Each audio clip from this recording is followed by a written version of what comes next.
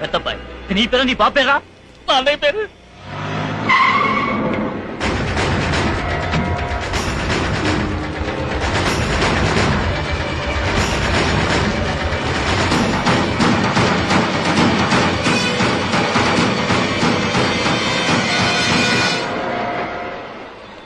ఏంట్రా అప్పు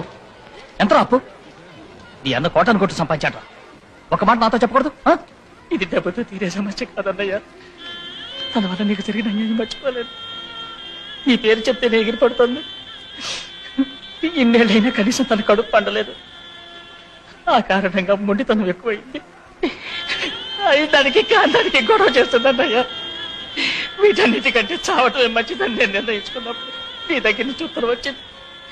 సరే చచ్చే ముందు నిన్ను పిల్లల్ని చూసిపోదామని వచ్చాను వచ్చిన చోట కోడల్ని కూడా చూసి సంతోషించి ఈ రైలు పట్టాల మీద పడుకున్నాను ఈ పాపిష్టి జన్మకుండే పదేటానికి మాత్రమే కాదన్నయ్యా చావటానికి కూడా పనికిరాదు చావటానికి కూడా పనికిరాదు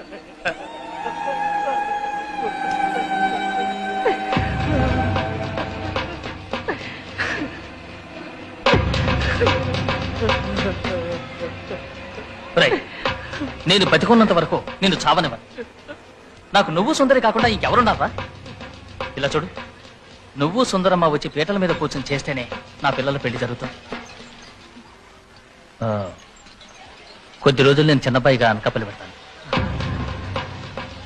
సుందరమ్మకి నాలుగు మంచి మాటలు చెప్పి ఇక్కడ తీసుకొస్తాను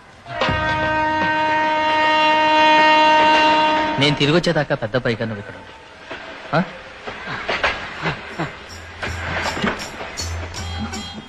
అన్నవి కాదన్నయ్యా